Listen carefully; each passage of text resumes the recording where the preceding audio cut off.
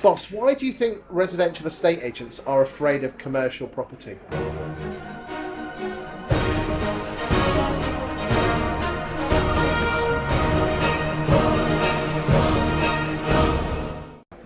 Because they're afraid in general. I mean, first of all, you have to look at the thing of many years ago when you had a property, you'd say, is it an investment property or is it a domestic property? So I could say, Chris, your house 20, 30 years ago, how much is it worth? Ballpark. You'd have a rough idea, but you wouldn't be accurate. Now you know exactly what that's worth. What does that tell you? It tells you it's not a domestic property anymore. Everything is an investment. Do you think it's too much of an investment? The British have seen the home as an investment vehicle. Well, Airbnbs, the whole market's moved towards the fact that you haven't been able to make the same money that you could before in a business unless you were in the stock market where I was, Okay. Or So a come top back. solicitor. So come back to this It's a fear. struggle. Why, especially in the big metropolitan areas of obviously London, Manchester, Birmingham, Leeds. Why aren't agents? You never see someone who's good at residential and commercial. You said it was fear. What do you think the fear is? The fear is the crossover. It's not about commercial. And obviously, there are different areas to each one. Okay. There's different mindsets to each one.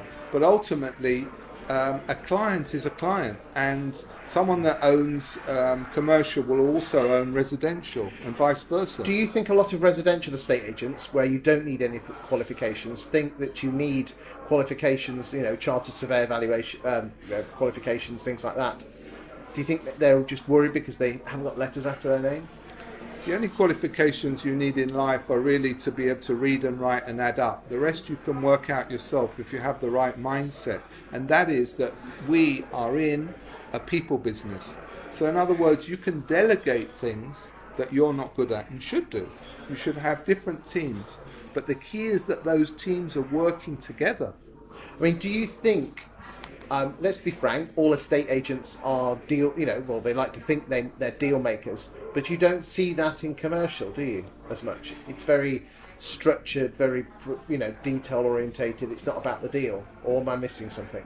No, everything is about money. So it doesn't matter what you're doing. It's all about fee base. It's all about the fact that you've got a desk, you've got expenses, you've got to cover those and put you're a profit center. Everyone is their own profit center, regardless of what you're doing. And this gets into the bigger picture now of value for the clients. You've got audience, you've got clients, and you've got customers. And those are different varying things. Audience is here. You're not necessarily buying anything from Chris or the broker of brokers, but you're listening and you're sort of paying attention. You may change that. You might say, right, we want to meet you guys and we want to talk to you about our projects. Can you help? And then it's a different conversation. But how do agents do that? How do they get from residential into commercial? They have to start looking at it from a people side of things rather than anything else. They need to start to look at things from the bigger picture rather than just deal, let's get this done, this one right, Moving it from more of a transactional based business to a more relationship business where if you go to America or especially Australia, people take on an agent for life generally, whilst only 14% of residential estate agents, residential homeowners go back to their original estate agent. That's shocking, isn't it? Look, the banks were in charge of foreign exchange physical. So let's say instead you're doing big transactions. It does relate to the subject. You're doing big transactions with foreign exchange. You don't want to go to, you want to have a deal where your exchange rate isn't going to be expensive cost. All of a sudden, there was a plethora of companies that came up, but the banks held the business. The banks were, doling out money for mortgages, and all of a sudden, they got wiped out, and new lenders were coming in. They had the market in their hand. Again, you have to be very careful. This comes down to reputational damage. You don't know where you are in terms of your your asset, the intangible asset, which, as I've said earlier, is tangible as well, of what the public think about you. How do you judge that, and why is it important? Was very important, and you can have certain people within the company that will do that and be checking a form of market research, but it can be very dangerous. Companies can lose a lot of traction. Volkswagen have done recently. There's a lot of examples of companies that have made mistakes and haven't hidden things, and then it comes out, and then people lose trust. As I said before, trust and confidence are the most important thing in business. Once people have that, they can then go further with you. So, is that a case of just getting a few Google reviews and Trustpilot stars? No, or is it deeper than that? Much deeper. You do need to look at all the analytics.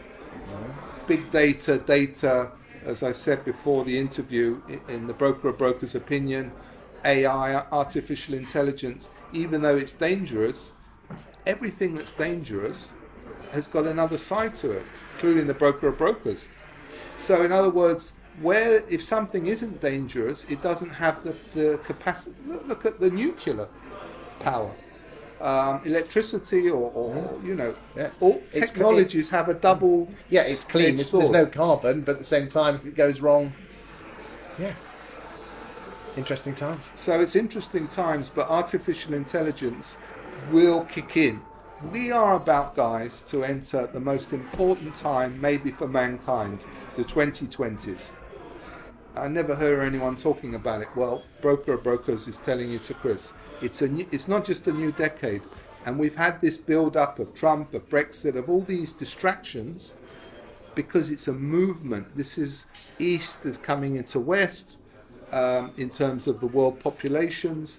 Mindsets have changed. People are starting to look at things in a different. They're questioning their whole existence. Religions are going one way, other people are going another. So the key now is to have a look at yourself and say, how can I maximize my potential as the broker of brokers? How can you maximize your potential? Who's going to facilitate that? And the future of business is the facilitators of those things. Let's talk about that more in the next video.